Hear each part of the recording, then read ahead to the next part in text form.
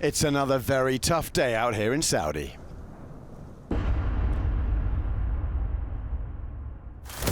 Crunch time at the 46th edition of the Dakar Rally. In the bikes, Branch and Brabeck and a fight for the podium. The ultimate showdown between motorsport legends Loeb against El Matador. Desaultres leads Price by 20 minutes in the T4s, easily overturned. Guthrie has 28 on Gutierrez in the Challengers, that's not over. And the last two quad champions are separated by under 9 minutes. Are you ready for a climax? Because there's one coming.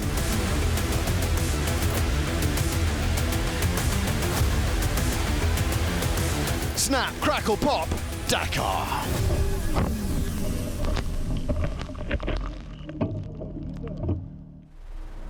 "7 a.m. Time for a coffee and time for the last big test of this rally. Nerves, apprehension, excitement, tension, take your pick. It was a muted atmosphere as the bikes got going today, as everything was still up for grabs. Al-Attiyah to Yambu, rocks, stones, boulders, goolies, scree, outcrops, pebbles, boondies, grit. Gnarly, basically. The special was reduced to 420k for safety reasons. There aren't many more popular guys here than Motswana Ross Branch. Brimming with talent and contagious enthusiasm, he led overall until the chrono he won today. Really rocky all the time, but yeah, I enjoyed it and tried to put the hammer down. I think I've left it a little bit too late, but yeah, Ricky's riding an amazing race. The American's 5:45 in bonuses saw him lose just 32 seconds to Ross. This Dakar has been Brabeck's magnum opus, his masterpiece. I made no mistakes today. I put my head down and I got it to the finish. This is the third straight day Harriet Noah has been on the show. He hasn't looked at any results since the start. His ambition to finish 15th, and he smashed it. 11th overall and leading in Rally 2. Ricky has been in charge since just before the rest day. He's ridden the perfect rally raid and has a 10-minute cushion. 2 Hondas fighting for the podium, and Tobias Ebster will win original by Motul unless he crashes. Remember I mentioned there may possibly be 1 or 2 rocks on this stage? Well, this is Death Canyon, El Cañón de la Muerte, and it looked like the end of the road for Irish rookie Oran Kelly. That was until Mathieu Serradori and Loic Minaudier, themselves fighting for a top 5 in the cars, found he was blocking their way. The Frenchmen have 8 Dakars on bikes between them. Minaudier took matters into his own hands. I don't even know if this is allowed, by the way. But I did speak to Oran's team manager, who told me he's given everything. He's black and blue all over, can hardly walk, and has nothing left in the tank. He looked disconsolate as he made his way back to the bike, but he did make it back to the bivouac. This is Dakar commitment. Bravo, Oran Kelly.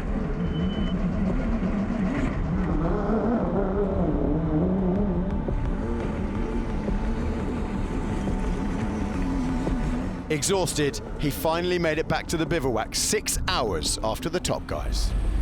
Every Dakar throws up tales of fortitude, achievement and survival, and this is one of the best. Italian Cesare Zacchetti's story in his own words. Enjoy.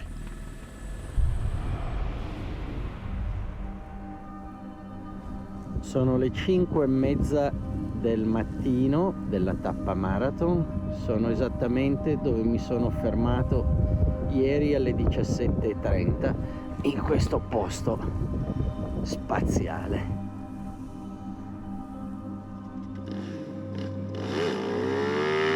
I was late at the last gate and I decided to go through, even if I knew I couldn't reach the following bivouac.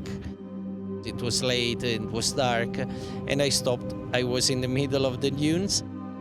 I dig a hole and I put myself, I cover with the sand.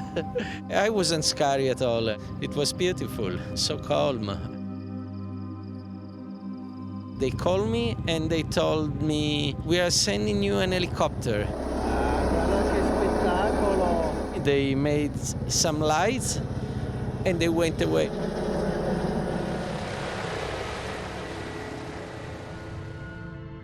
The morning after, I realized they dropped me a duvet and something to eat, but it was quite far from me at the bottom of the dunes. This is the experience side. I like riding a bike, and what happens? So it's exactly what I wanted. Un'avventura bellissima.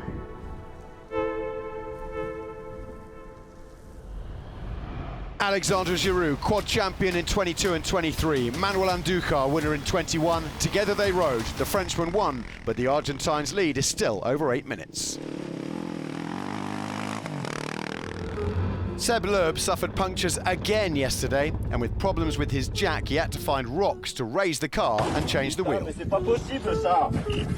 Quel putain de bande de cons là. Putain mais sérieux, on n'a pas de fric, on a une fête de fric, mais c'est quoi ce bordel? Elle est où là? Va te mettre dans la caisse toi. Elle est où la fêteuse? Mais je l'ai jetée, j'en ai marre. Allez, rentre dans la caisse, on se casse. Non, si jamais on recrève. On a plus de toute façon, on a plus rien. Mais si, on a des roues crevées. It was a hard day for us, for sure. It's a bit frustrating. We expected to take more time to Carlos, who had some troubles with 3 punctures. We have 3 punctures. The last one is slow, but we couldn't repair it. We need to wait for Matthias. Stefan was late because he has punctures as well, so it was a bit of a chaos. We have to think positive after the day. We are at 13 minutes from him now, 2 days to go.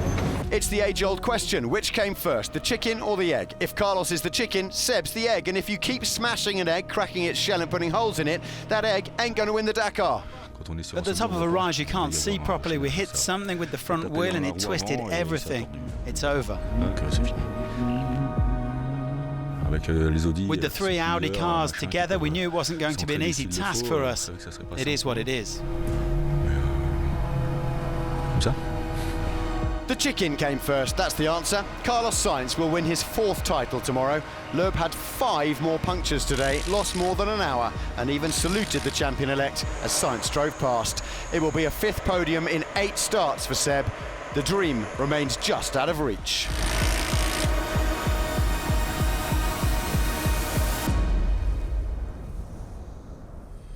And that meant today was the tipping point for Carlos Sainz, who finished in 3rd place and now leads the rally by more than an hour. A disastrous stage for Lucas Moraes as well. He lost more than 2 hours as a result of suspension issues, ending his chances of a podium. Guillaume de Mévius benefited from Loeb and Moraes' bad day, climbed up to 2nd overall, 9 minutes ahead of the French driver now.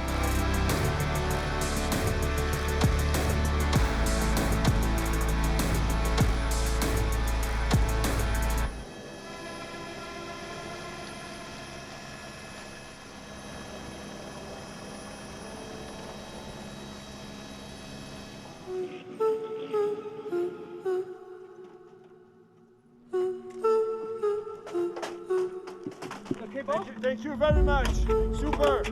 Super. You don't need a keeper. With Nasser Al-Attiyah at home, Seb Loeb and Fabien Lurquin relied on the help of Chinese team Yonggang Zi, who are also in a hunter. Earlier I said the chicken came first. Actually, it was the Chicharit. He opened after victory yesterday and roasted the rest of the field, coming in 5 minutes ahead of de Mévius and Sainz. 4th overall, but his eyes will be on the podium. Barring disaster or alien invasion, Carlos Sainz will give Audi their first ever Dakar victory tomorrow.